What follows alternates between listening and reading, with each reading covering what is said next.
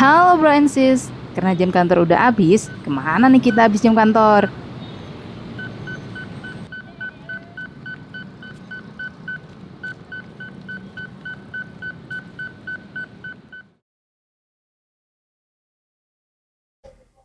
Halo Bro and Sis, para penggerak jarum jam kantor. Kali ini kita akan berbincang-bincang kembali mengenai kita, yaitu kita sebagai makhluk sosial tentunya. Ini juga berkaitan dengan bulan Ramadan yang bulan mulia. Nanti kita akan kupas mengenai tema ini keterkaitan dengan kita sebagai makhluk sosial. Bersama saya telah hadir eh, seorang yang cukup pakar di bidang filantropi yang pengalamannya udah arang melintang tentunya, yang tidak diragukan lagi. Beliau adalah saat ini sedang mengemban amanah atau memanggul amanah sebagai ketua tim atau ketua pelaksana dompet doa di dalam misi Ramadan. Eh, Beliau adalah Ali Bastoni, yang akan saya sapa Mas Ali ya, lebih akrabnya. Ya, Mas Ali, gimana kabarnya selama ini? Udah jarang ketemu nih. Oh iya betul, ini gue kaget nih. Teman-teman Bro and Sis, Mas Dadang ini dulu masih mahasiswa tuh ke Jambi. Ampun. Tiba-tiba sekarang udah jadi host. Wah, semangat, sukses. Ya, terima kasih kembali.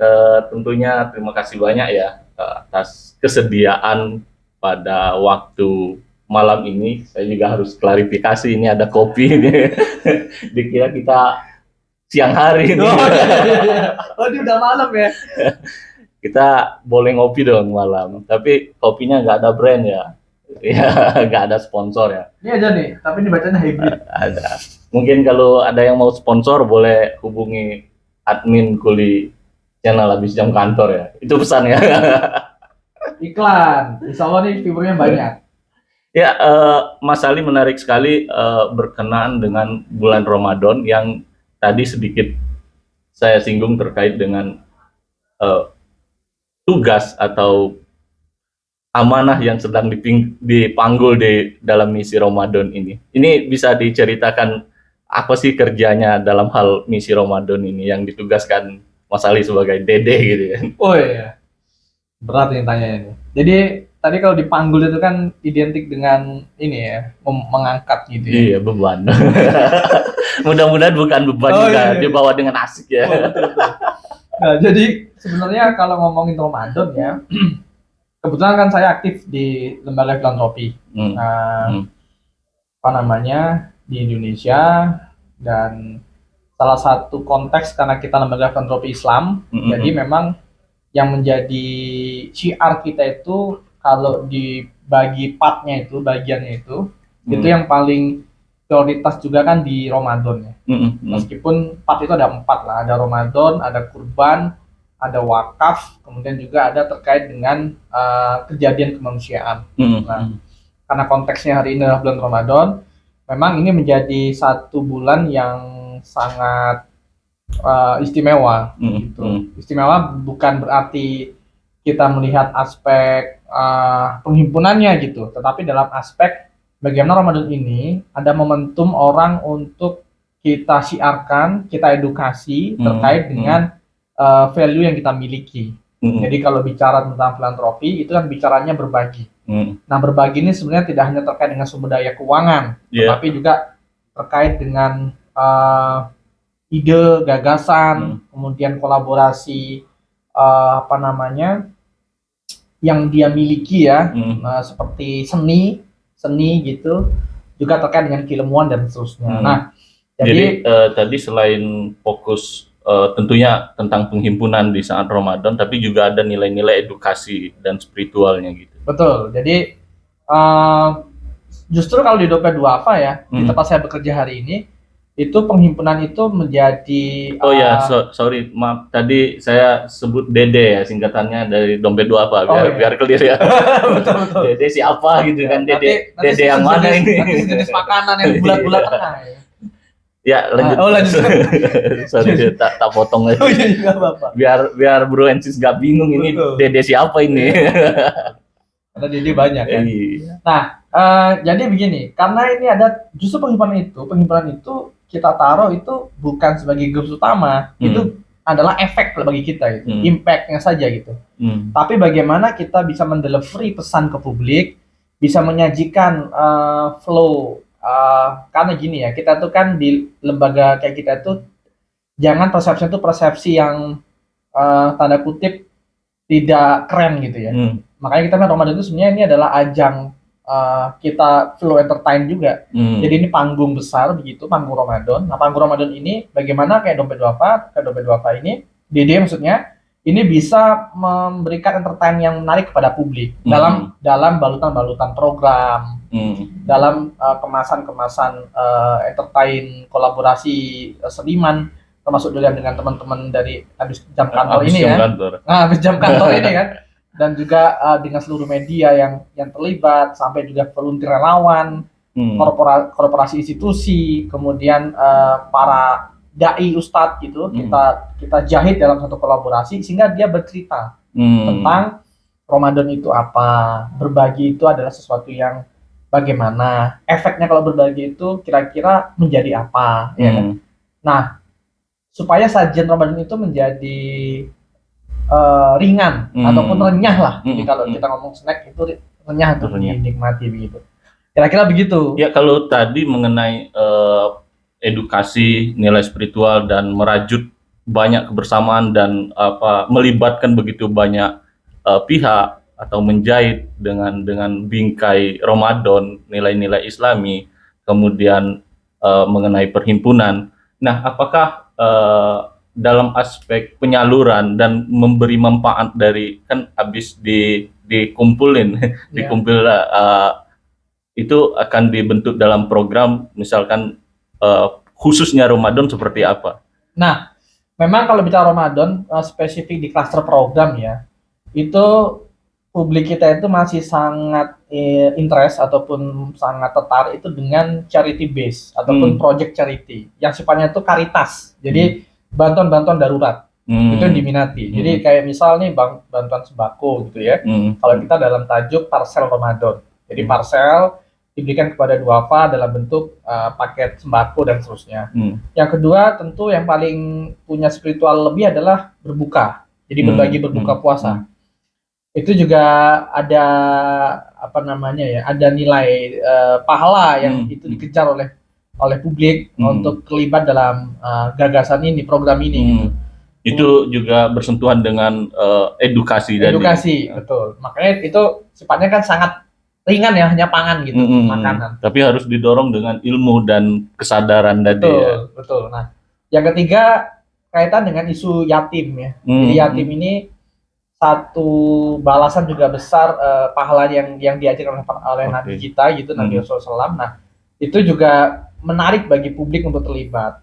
Kemudian zakat fitrah gitu ya. Kemudian berbagi kebahagiaan hingga pelosok. Nah, artinya masyarakat desa, pedalaman, perbatasan ya, pelosok itu kita sentuh. Nah, jadi memang sangat charity base sekali gitu. Nah, ini yang paling diminati. Jadi selain dengan memberikan kesadaran kepada pihak yang mampu, dan program-program yang disajikan juga menyentuh level paling bawah dan luas ya kepada masyarakat kayak program charity buka bersama tadi sampai ke kampung-kampung. Ini keren sekali ya. Sebelumnya saya mau klarifikasi bahwa channel Habis Jam Kantor ini tidak sama sekali mempunyai afiliasi ke Dede ya.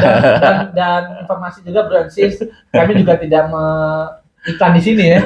Ini hanya ngobrol. Ya, karena ini pas bertepatan dengan momentum Ramadan, jadi orang yang kita hadirkan sosok Mas Ali ini yang selain expert juga merupakan anak muda yang tadi memanggul amanah yang luar biasa aspek Ramadan, baik pun program penghimpunan maupun penyaluran.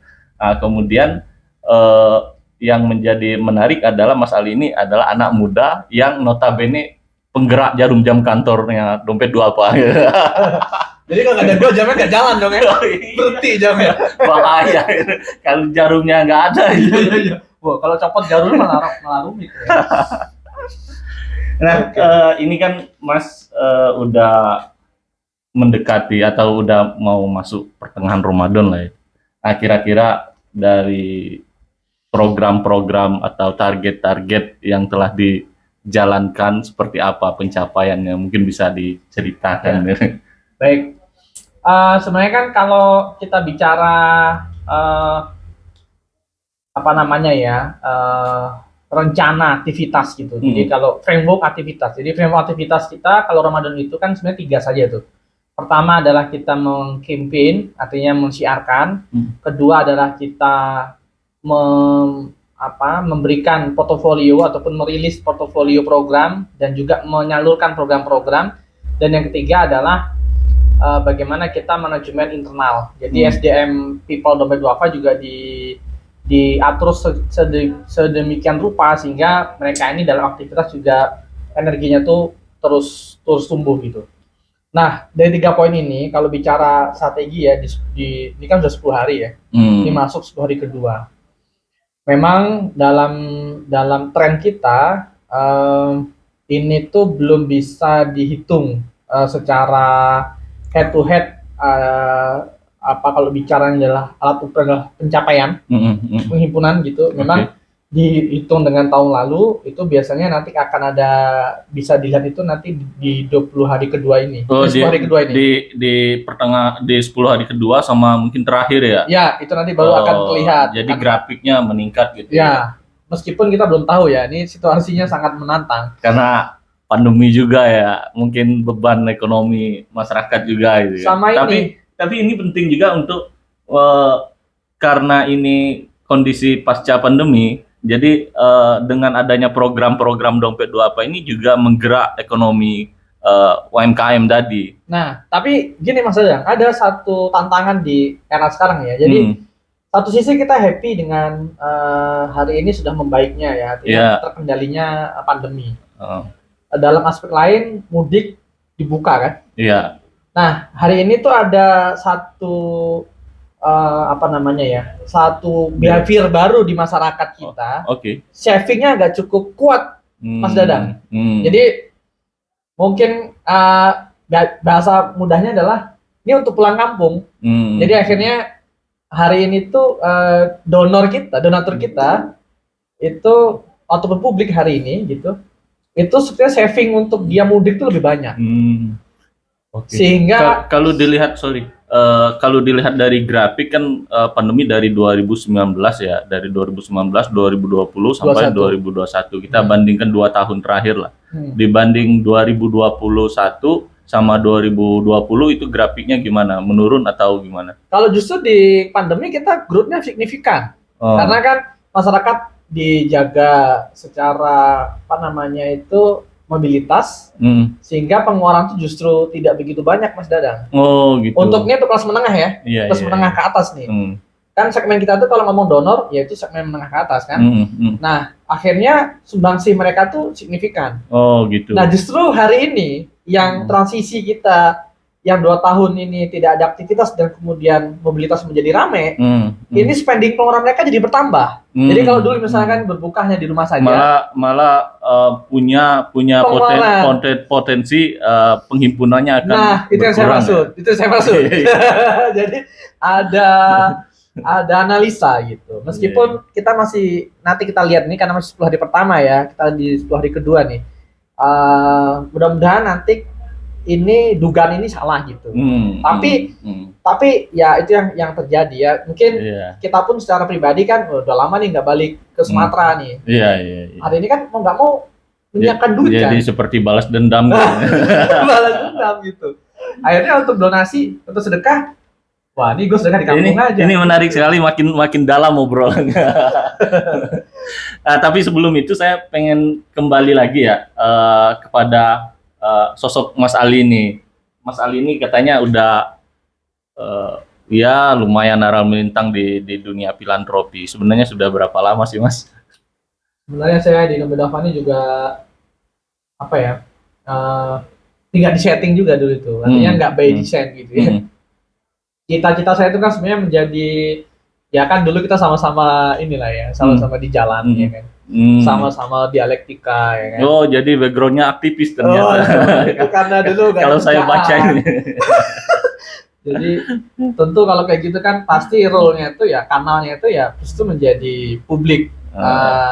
Ya, Tapi aspek sosialnya tetap konsisten iya. ya. Nah, itu dia tuh. Bergerak di bidang filantropi. Filantropi, nah. Jadi jiwa-jiwa aktivisnya itu masih ada irisannya ya. Nah, karena Memperjuangkan sosial, Mas. jadi begini, karena kita nggak jadi pejabat publik, kan Oh, kalau iya. aktivis itu kan aktivis pejabat publik kan gitu kan. Gitu. Nah, gara-gara nggak itu, akhirnya kita agak melenceng sedikit kan. Sebenarnya nggak melenceng juga sih. Ini kalau melenceng saya bisa dimarahin nih. Jadi yang jelas adalah tentu kita akhirnya jadi agak membuat jalan baru, artinya secara pribadi saya ya, membuat jalan baru yang secara publik juga punya manfaat. Makanya saya tergabung di Dompet Duafa. Dan kalau dihitung berapa tahun tadi, Mas? Gua gabung 2014. 14, sekarang 2022 ya, 22 sekitar 7 tahun 8 tahun ya. Nah ya, mau 8 tahun ya. Ya. Mau 8 tahun. Nah, itu sejak awal di Dompet Duafa? Ya. Atau ada sebelum Dompet Duafa ada yang lain dulu gitu kan? Sebelumnya agak sulit ini kalau diceritakan. Oh, aduh, rumit. Cuman yang jelas sebelumnya di swasta, setelah itu di Dompet Duafa. Jadi kalau dikombinasi mungkin udah 10 tahunan ya bergerak di filantropi ini ya. Sebelumnya udah filantropi, Mas. Oh, sebelumnya swasta murni. Oh, gitu. Nah, swasta murni yang berkaitan dengan anggaran negara. Oh, iya. Ini kalau dibahas setelah itu hijrah ke sini ya. Oh iya, jadi kalau kata orang apa meninggalkan apa itu? Ya tetap bersentuhan dengan masyarakat kecil dan sosial lah ya. Betul. Iya. Nah, kalau selama ini kan udah 8 tahun nih, Mas. Kira-kira selama 8 tahun itu sepak terjang atau amanah dan penugasan dari Dompet Duafa bisa diceritakan nggak kepada Mas Ali gitu ya, peranan-peranannya gitu. Iya. Saya pertama kali gabung di tempat filantropi bekerja ini pertama di aspek partnership, kemitraan. Nama divisinya adalah nama departemennya adalah mitra pengelola zakat ya. Jadi kita bermitra dengan lembaga-lembaga keuangan syariah, komunitas, masjid, gitu, dalam menggerakkan isu jisfaf di mereka ini.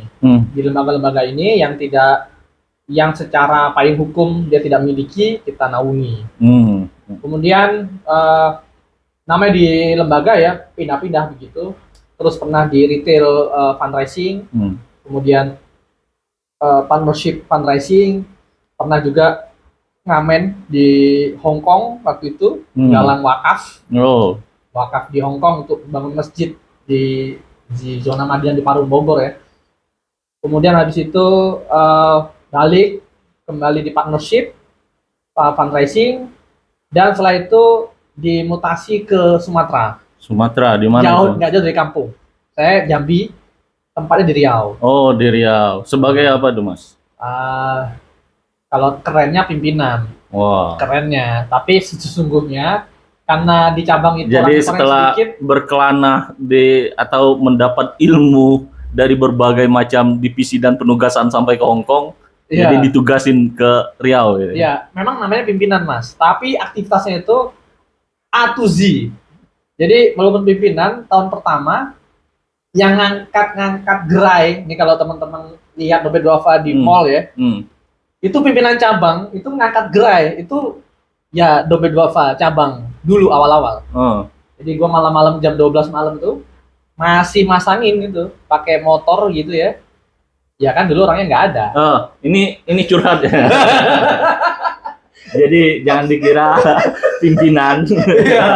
Namanya jadi, doang. Begitulah gambaran pergerakan di dunia filantropi. Istilahnya tuh pimpinan tapi tetap menghandle segala macam hal ya. Ya itulah padanya kan.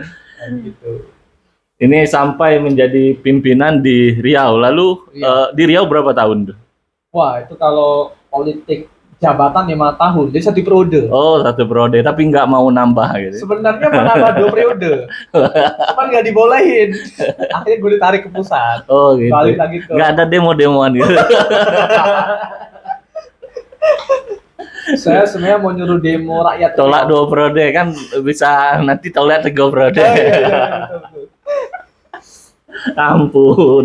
Mau nambah periode memang nggak bisa, Mas. Jadi kayak yang nambah periode itu emang sulit. Oh, iya. Nambah periode emang sulit. Jadi manuvernya harus ciamik ya.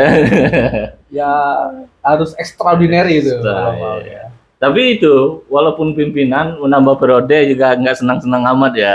Kerjanya Iya. tadi ya A to Z gitu kan. Betul, Zat. Betul.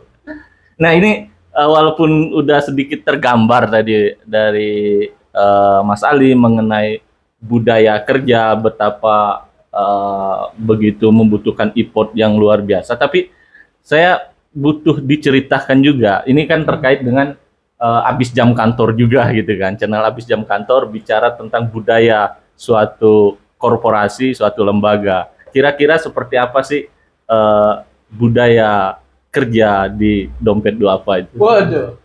Ini nanti kalau ada yang saya salah ngomong nih, manajemen mohon maaf ya. Jadi yang pertama, Mumpung Ramadan Mas, Oh, masih iya. ada kesempatan Masih kesempatan. lebaran kan? Iya, betul. Maaf-maafan. ayo Pak izin ya. Jadi Iya. kalau value yang dimiliki di tempat saya bekerja ataupun beraktivitas adalah pertama, kita tidak sekedar bekerja, karena Dompet Duafa itu dari founder kita ya, pendiri kita, jurnalis senior di Republika tahun 93 yang mendirikan Dompet Duafa itu mengajarkan kepada kami bahwasanya kita itu adalah lembaga pelayan, jadi lembaga yang melayani, lembaga nirlaba. Kemudian lembaga yang secara aktivitas itu sangat identik dengan fungsi-fungsi di kenegaraan. Jadi begini Mas Dadang, frameworknya itu Dompet Duafa itu, cara pandang kita orang Dompet Duafa itu sama seperti cara pandangnya pejabat-pejabat negara kita gitu. Maksud saya seperti ini, negara itu dibiayai oleh pajak, ya kan? Berasal dari rakyat kan, dan dikembalikan kepada rakyat. Meskipun pajak sebagian dikorupsi. Ilmunya begitu kan. Ilmunya Iya. dari rakyat Kembali ke rakyat. Tapi sebagian. Rakyatnya sebagian. untuk pejabat. Wah, ini, mohon maaf ya. Sensor. Pak pejabat ya. Nah, Dompet Duafa fungsinya itu sama. Dia duit dari Dari publik. publik ya. Tapi namanya zakat ataupun namanya sedekah gitu kan. Yang tentu karena ini dari publik, ini bukan milik Dompet Duafa di duit. Beda dengan perusahaan ya. Mas Dadang punya PT kan. Nah, beda kayak PT itu Mas Dadang owner. Mas Dadang punya otoritatif penuh untuk menggunakan pos-pos keuangan kan. Kalau di kami itu tidak. Oleh sebab itu value-nya harus dipegang. Jadi karena kita ini duit publik, duit masyarakat, bagaimana caranya nih dana harus kembali ke masyarakat. Oh, jadi udah dibatasi regulasi-regulasi. Contohnya mungkin kalau saya tangkap kayak zakat ya, zakat udah ada ketentuannya. Bahkan harus lebih ngeri disalurkan. lagi, kalau pajak kan cuma undang-undang nih. Iya. Kalau kami syariatnya Quran Udah bahaya. dan sunnah itu. Wah, ini kalau Jadi asnaf-asnafnya harus udah jelas ya. dan kayak kita ini kan trust ya. Kalau misalkan nih publik trust kami itu bermasalah, itu tamat gitu.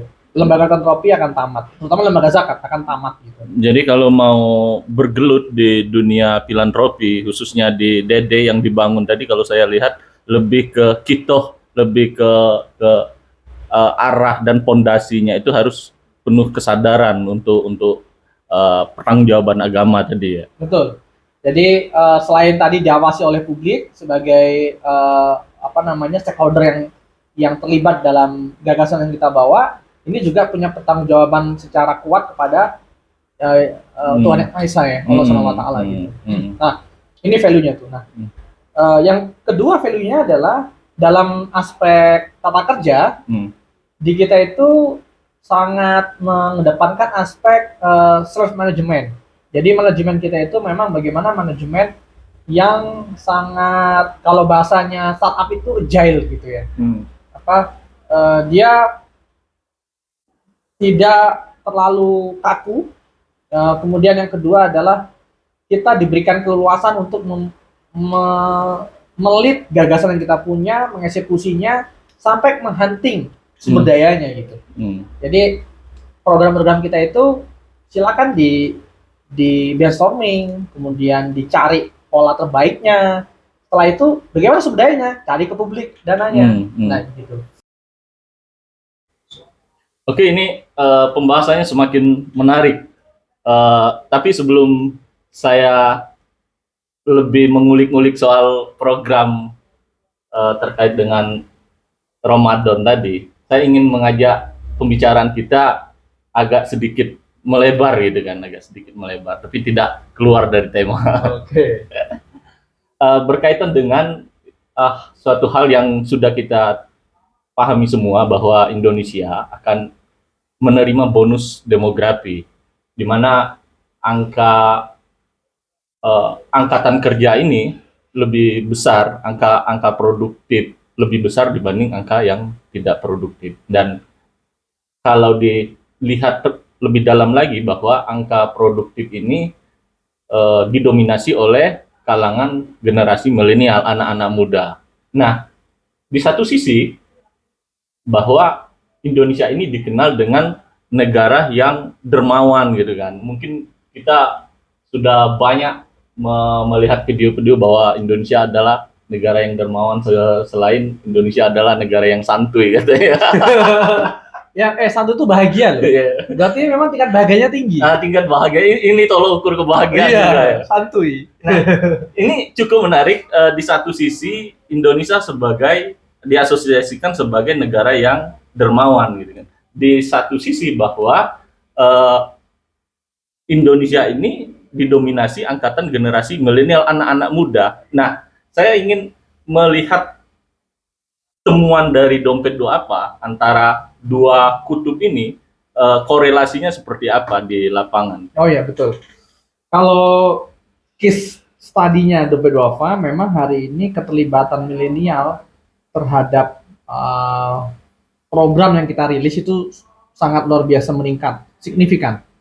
Jadi kalau ngomongin donatur, ya paling besar hari ini volumenya milenial, jumlahnya itu.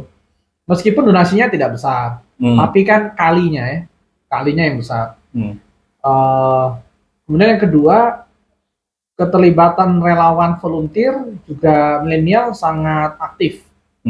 Bahkan tiap provinsi itu memiliki kantong-kantong volunteer yang itu produktif dan didominasi oleh usia-usia milenial.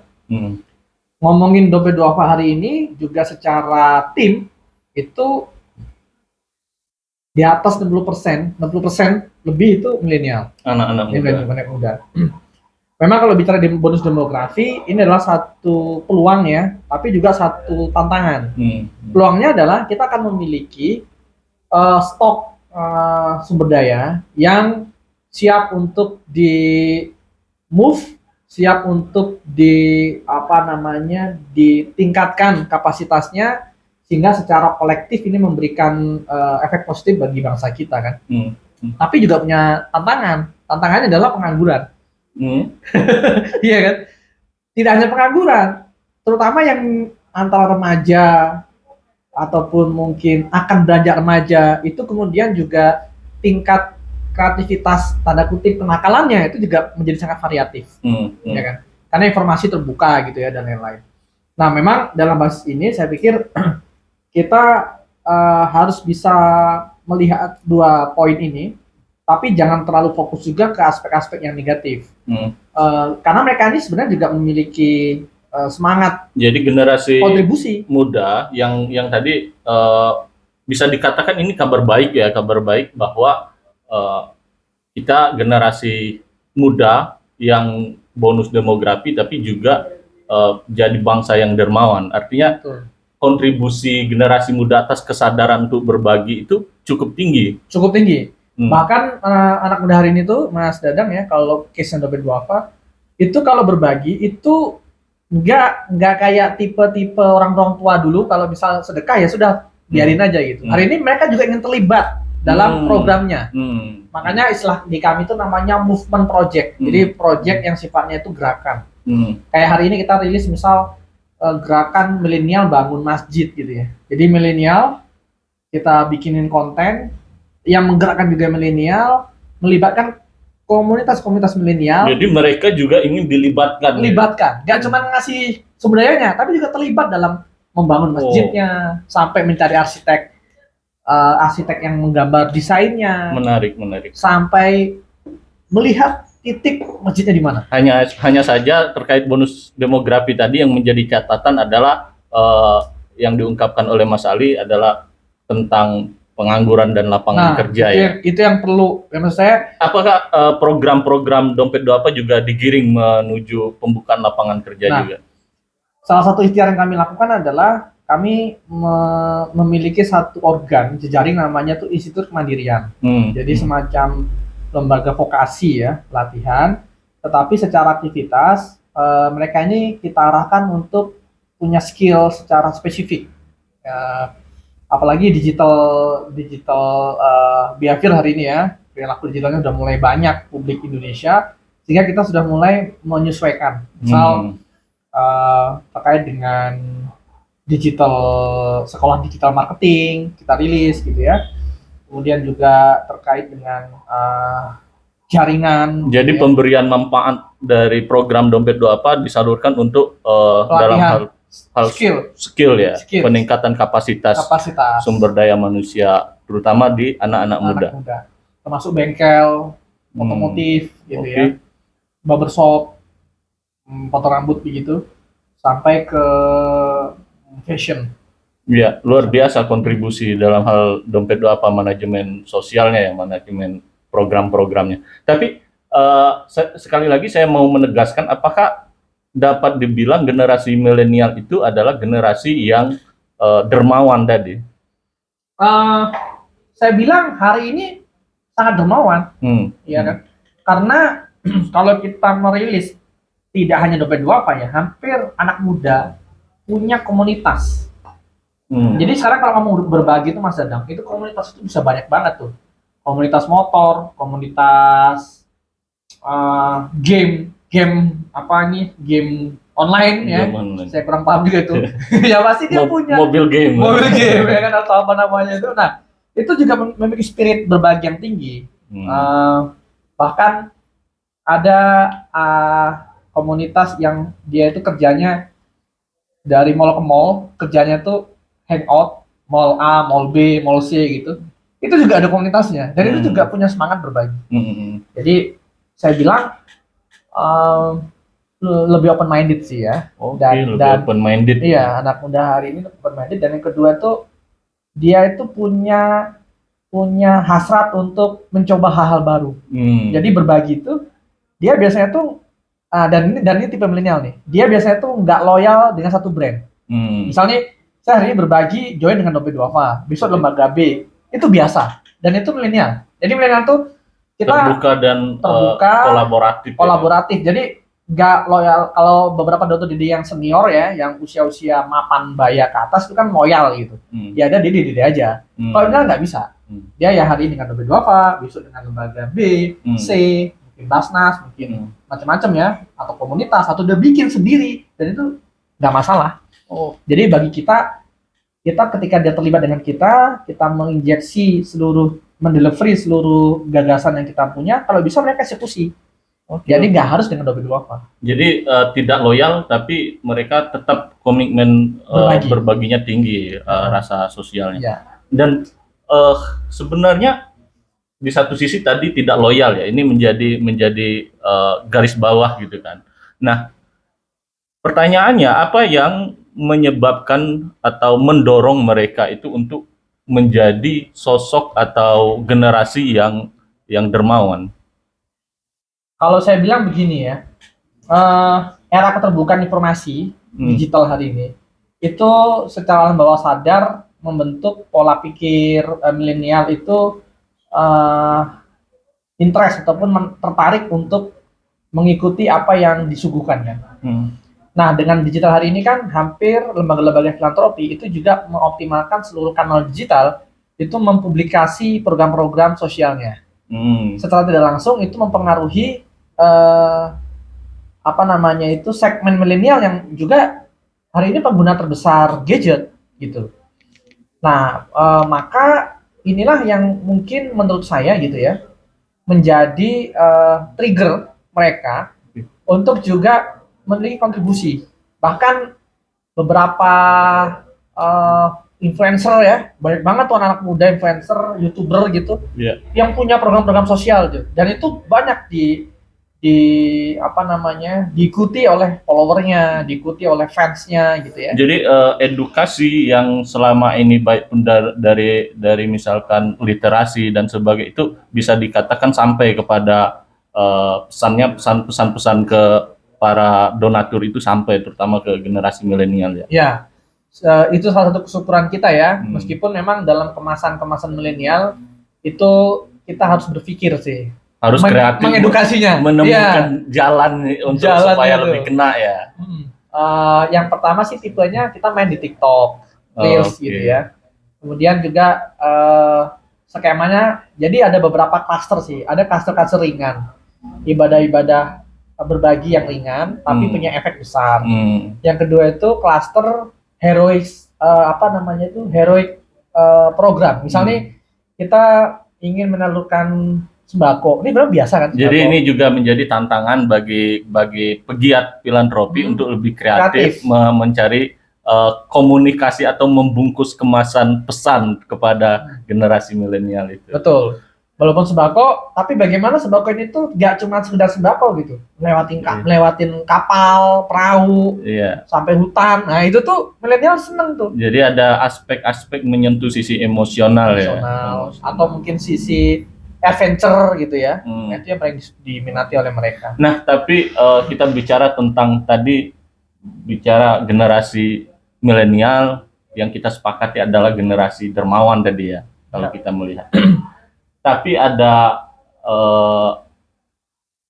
sesuatu yang menarik juga, bahwa di kalangan milenial itu ada kata yang dikenal sebagai dana kenakalan gitu kan. Jadi mereka mengalokasikan seperdana bulanan mereka untuk hal-hal yang hedon. Mungkin kalau kita bicara kenakalan tentu ada variabel dan level tersendiri ya. Mungkin ada orang mendefinisikan nakal itu spending atau wasting time, main game itu nakal. Ada orang yang sampai judi, main slot itu nakal. Bahkan ada juga mungkin ya terjerumus kepada hal-hal narkoba, obat terlarang itu nakal. Nah, di sini konteksnya adalah tadi generasi yang dermawan, tapi di satu sisi ini generasi yang punya anggaran budget kenakalan. Itu gimana itu melihat potret yang antagonis gitu. Ya itu sebenarnya kan kita juga lalui dulu kan, pas masih muda. Masih kita dulu kan. Hari ini ya mudah-mudahan hari ini kita terus berbuat baik. Ya ini jadi muhasabah lah kan. Yang jelas begini, memang terkait dengan budget itu sih kalau kita melihat itu hal yang biasa. Ya, karena kan itu naluriahnya anak muda gitu ya, apalagi transisi usia itu luar biasa. Nah memang bagaimana caranya, kayak fungsi kami ini adalah mengarahkan aspek-aspek kenakalan itu dalam hal yang lebih produktif gitu. Misal, oke, lu ngopi nggak apa-apa, ngopi tiap Sabtu Minggu semalaman gitu ya, sama teman-teman gitu, habis itu ngobrol ngalur ngidul gitu ya, itu kita positifkan. Ngopi, tapi ngopinya itu memiliki konten ada bahas lah, apalah, mungkin dari semalam suntuk itu ya 2 jam ngomongin sesuatu lah, project apa kayak gitu ya. Nah, tapi yang positif ya kan. Nah itu contoh. Atau kalau enggak main game gitu ya, ya game tuh menurut orang-orang yang gandrung game kan ternyata juga ada finansial efek katanya. Saya nggak tahu juga tuh. Itu kan kalau memang sudah level tertentu kan juga bisa ya, mungkin itu diserahkan untuk penjaga palang kereta atau mungkin sebagiannya ya, beliin kopi mereka kan seneng banget tuh. Oke. Jadi ada aspek itu. Jadi diharapkan dana kenakalan itu dialokasikan kepada kenakalan dalam tanda kutip tetap dalam koridor positif ya. Positif. Gimana itu ya? Ya nakal nih positif gitu. Agak rumit mendefinisikan Rumit. Misalnya nakal dan misalnya positif. ada juga kenakalan kan misalnya rombak-rombak motor ya kan. Iya. Motor jadi nggak standar ya. Knalpotnya gede gitu ya. Jadi, Ya sebagai bentuk konversinya karena lu telah mengganggu tetangga-tetangga, ya lu hitung sehari itu lu mau konversi berapa duit oke. dari mengganggu telinga orang gitu. Nah itu juga bisa kan. Tinggal dihitung gitu itu bisa lah. Jadi mungkin ya kalau investasi kebaikan tadi berbagi itu akan menuai kebaikan juga ya. Begitupun mungkin investasi kenakalan akan menuai kenakalan juga Pak, begitu. Memang ada peribahasa apa yang ditanam itu yang dipanen kan. Ya.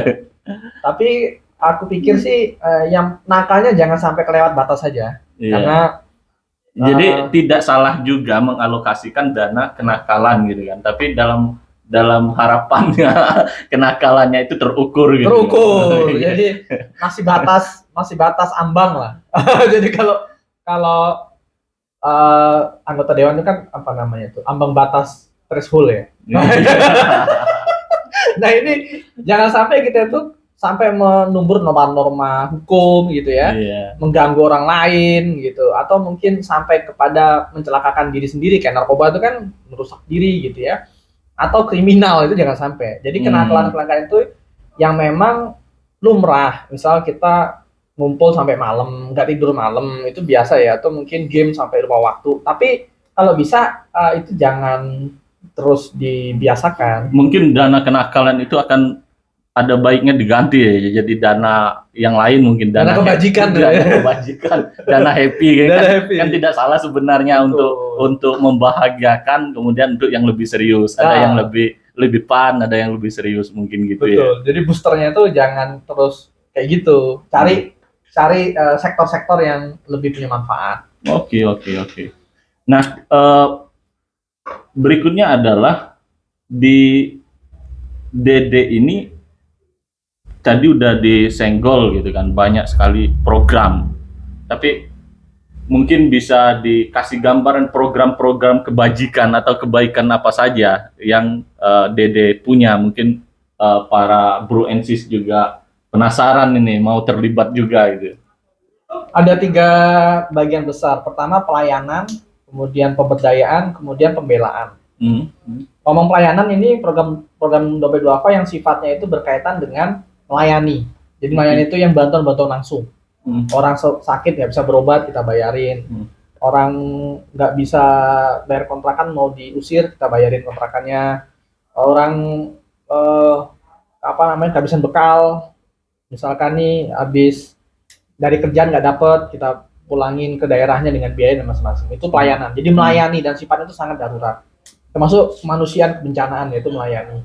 Yang kedua pemberdayaan. Nah, pemberdayaan ini adalah program Dompet Duafa yang sifatnya itu kita memfokuskan untuk menginisiasi kelembagaan yang lebih kokoh, kelembagaan masyarakat. Jadi komunitasnya kita bangun sehingga dia bisa mandiri. Kalau pemberdayaan ini sifatnya lebih ke aspek ekonomi memang. Jadi kita meng-create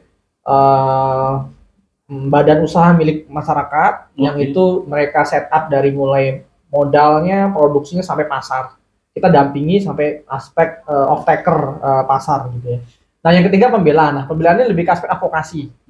Makanya kita di Dompet Duafa juga punya isu ataupun punya interest isu di advokasi. Nah kalau tidak ada halangan kita hari Sabtu akan launching dengan Hello Lawyer ya. Nah ini sebut merek gue. Nanti kita ini yang punya pembina kita, Mas Bambang Jayanto. Iya. Ya nanti kalau ada bisa sowan ya. Nanti boleh nanti kalau Mas Bambang Jayanto mau kita linkkan ya. Jadi pembicara di sini sekalian. Boleh tuh. Dia punya Hello Lawyer itu tadi. Nah, kita mau join dengan konten akses hukum untuk masyarakat. Jadi ya mirip LBH gitu ya. Termasuk juga advokasi kayak kemarin Jakarta ketika terjadi penggusuran kampung akuarium. Kalau di Riau saya dulu ya konflik lahan gitu ya dengan masyarakat. Nah itu kita juga hadir di situ. Jadi ada tiga sebenarnya konsen utama Dede tadi kalau dicerita Mas Ali adalah pemberdayaan, kemudian pelayanan dan pembelaan. advokasi pembelaan. Nah, pertanyaannya sekarang Bro and Sis mungkin menarik untuk terlibat gitu kan. Karena program-programnya dari tiga aspek itu turunannya banyak lagi gitu kan. Oh iya. Bercabang-cabang gitu. Ceritanya sampai sahur ini. Iya betul.